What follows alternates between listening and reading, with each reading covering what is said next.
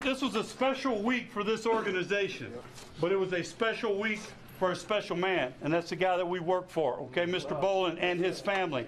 A lot of guys had to step up. A lot of guys get hurt, get nicked.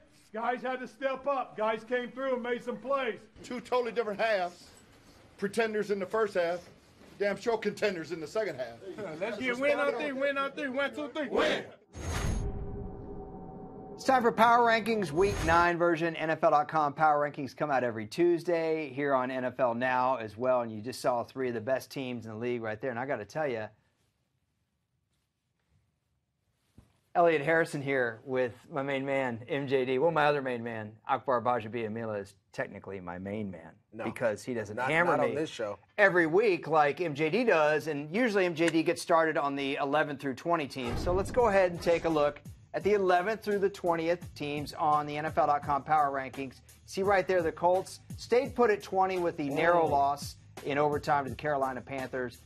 Dolphins, I guess all the kittens and rainbows have stalled for a week over the Dan Campbell hire. See the Bills and Giants in the middle of the pack. But what sticks out to you here? You know what? I really feel like the Saints and the Eagles need to switch. The Saints have been playing magnificent as of late. 52 points in the shootout. Yeah, it doesn't matter. They're finding a way to win. Their schedule from here on out is pretty easy. And so I think the Saints are going to go on a run. They're my surprise team to sneak into the wild card. The way the Falcons are playing, they can still win that division. Even though the Falcons are up, they're 0-2 in their division right now, and they're not playing good ball. Just remember, when the Saints went to Philadelphia, they got hammered. That's all I'm saying. Philadelphia can play defense, and I still value that. Let's take a look, though, now at the teams 1 through 10, because we had some movement. Last week, 1 through 11 didn't move in the power rankings. That had never happened before. This is my 5th season doing them for NFL.com. And I was as shocked as any of the readers were. But this week, a lot of shifting, starting with the Packers dropping. No, I think they should be down a little bit further. You know, they found out they can't run the ball, and they can't do anything if Aaron Rodgers if he can't sit in the pocket and pick people apart. I feel like the Cardinals are a better team. I'm really upset with you that the Falcons are at number 7. I feel like they should have dropped down to the 11 or 12 spot. But I do love one thing. You know what? Congratulations. You got something right. I got a normal handshake. The Oakland Raiders, baby. We're back. Look at these guys. We dominated a Jets team at home. Yes. We're going to Pittsburgh. We've been playing well. Charles Woodson is the fountain of youth, man. This guy's making plays. Derek Carr's been lighting it up week after week. I just feel like this team is starting to get that confidence back. Jack Del Rio's a huge pickup for him. That staff, the way these young guys are playing, Crabtree playing outside his mind. I mean, again, the Raiders are doing the good things. I appreciate you for, just showing a little bit of love to the East Bay. I didn't look it up, but this may be the first time I've ever had the Raiders crack the top 10. I had them in the middle of the pack last week, but they deserved the big jump up. I mean, it's one thing to beat a team at home.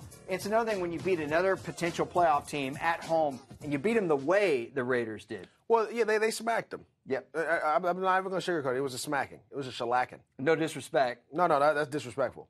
Yeah, totally. That's the truth. It's the truth. Did it look like they were trying to find Cromartie on the field? Because it sure seemed that way, offensively. I think Derek Carr, one thing I remember from playing with him last year, Derek Carr went after whoever he wanted to. He would never back down from a corner. If it was Darrelle Revis, if it was whoever, he wanted to make sure that you were on your A game that day. They found Cromartie wasn't, and they went after him. You know, I moved the Vikings from 10 to 8. If you had to pick between Minnesota and Oakland right now, who would you pick? I'm going to go with Oakland. I just feel like Oakland's defense is playing they're stopping the run, which is huge. They're number 2 in rush defense. Still important. It's always going to be important when you get to the playoffs. Everyone has to run the ball, and their offense is running the ball. They're a more balanced offense. They can run the ball. They can throw the ball. And you have to have a quarterback that's getting hot to win in this league, especially in the month of November, December. Carr's looking that way. All right, Vikings, Raiders, certainly 2 surprise teams, I think you could say, in the top 10. But you could take a look at all the teams, all 32 of them. Yes, even those Tennessee Titans. Even those Jacksonville Jaguars. That's right, even them too. NFL.com Power Rankings is your place to do it. And you can always argue. Please send your thoughts. Tell us at NFL Now or at Harrison NFL. And we will see you next week. Drop.